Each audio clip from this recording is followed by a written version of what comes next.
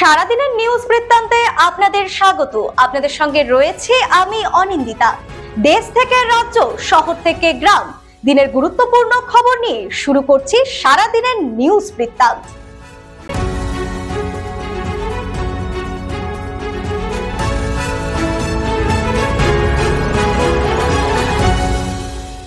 সারাদিনের নিউজ বৃত্তান্ত নিবেদন করছেন জুয়েলার্স, সোনা যা সর্বক্ষণের। Agnishwar jewellers, NS road, Raiganj. Shri Dhaka jewellers, আভিজাত্যের গয়না। ত্রিনয়নী জ্যোতিষ কার্যালয়, শ্যামপুর মোড়, Debinagar, Raiganj.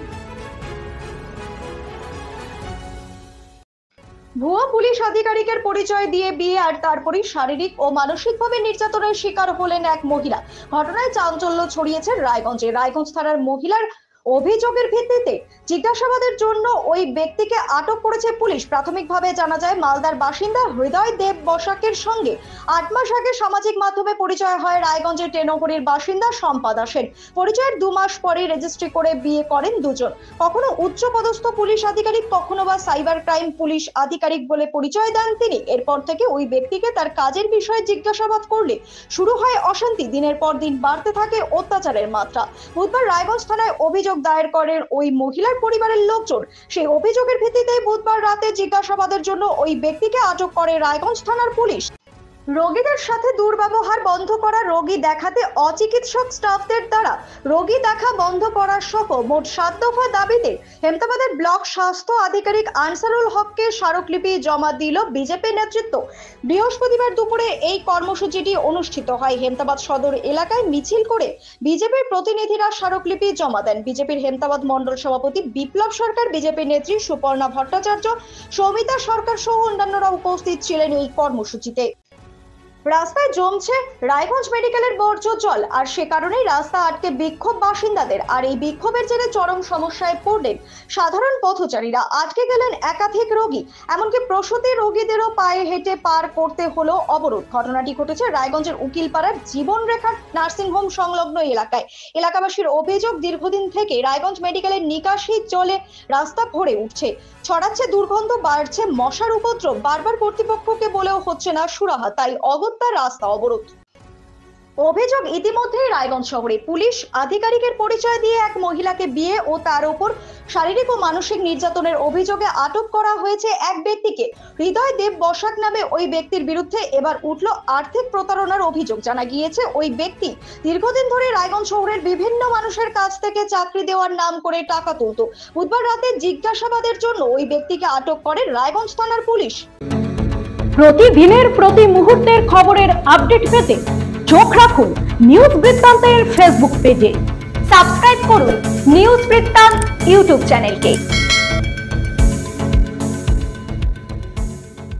Toll tax, police checking, motor vehicles checking আগের তুলনায় প্রচুর বেড়ে গিয়েছে, যার জন্য পণ্য পরিবহন থেকে শুরু করে ব্যবসার খরচ অনেকটাই বেড়ে গিয়েছে ব্যবসায়ীদের। শিল্প সম্মেলনে উপস্থিত থেকে মুখ্যমন্ত্রীর কাছে এভাবেই জেলার শিল্প সমস্যাগুলি তুলে ধরলেন ওয়েস্ট দিনাজপুর চেম্বার অফ কমার্সের সাধারণ সম্পাদক শঙ্কর কুণ্ডু। গত 19শে মে শিলিগুড়িতে অনুষ্ঠিত হয় উত্তরবঙ্গ বাণিজ্য সম্মেলন। মুখ্যমন্ত্রী মমতা বন্দ্যোপাধ্যায়ের সভাপতিত্বে এই বাণিজ্য সম্মেলনে যোগ দেন উত্তরবঙ্গ তথা উত্তর দিনাজপুরের শিল্পপতি থেকে শুরু করে শিল্পোদ্যোগীরা। বিভিন্ন সমস্যার কথা তুলে ধরেন তারা। মুখ্যমন্ত্রীও মন দিয়ে শোনেন সেই সকল সমস্যার কথা। একইভাবে আমাদের জেলার শিল্প সমস্যাগুলি সম্পর্কেও মুখ্যমন্ত্রী দৃষ্টি আকর্ষণ করেন বণিক সভার প্রতিনিধি শঙ্কর কুণ্ডু। গাজলডোবা সংলগ্ন দধিয়া বালুচর এলাকায় মর্মান্তিক ঘটনা। কীর্তন শুনে বাড়ি ফেরার পথে হাতির হানায় মৃত্যু হলো 2 স্কুল পড়ুয়ার। দুজনেই গাজলডোবা হাই স্কুলের ছাত্র। এদের মধ্যে একজন দ্বাদশ শ্রেণীতে এবং অন্যজন 10ম শ্রেণীর ছাত্র বলে দাবি বাসিন্দাদের। স্থানীয় সূত্রে খবর, আজ ভোর রাতে আনুমানিক 3টের সময় কীর্তন শুনে ফিরছিল ওই 2 কিশোর। পথে দধিয়া বালুচর এলাকায় আচমকা হাতির সামনে পড়ে যায় তারা। পালানোর চেষ্টা করলেও পারেনি। হাতির আক্রমণে ঘটনাস্থলে প্রাণ হারায় দুজন বলে দাবি স্থানীয় বাসিন্দা। বর্ষা আসতেই সাপে সাপে 6 লাখ। ডুয়ার্স চা বাগান থেকে উদ্ধার বিশালাকৃতি অজগর।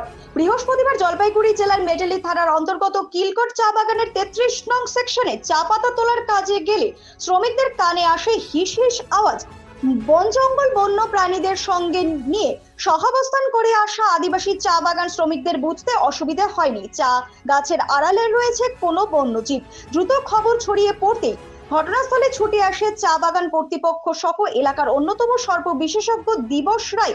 চা বাগানের শ্রমিকদের সহায়তায় দীর্ঘক্ষণ চেষ্টার পর অবশেষে চা গাছের আড়ালে থাকা বিশাল আকৃতি অজগরটি উদ্ধার করতে সমর্থ হন তিনি। উদ্ধার হওয়া অজগর সাপটিকে বন দপ্তরের হাতে তুলে দেওয়া হবে বলে জানা গিয়েছে। সারাদিনের নিউজ বৃত্তান্ত আজ এই পর্যন্তই। সঙ্গে থাকুন, দেখতে থাকুন, চোখ রাখুন নিউজ বৃত্তান্তে।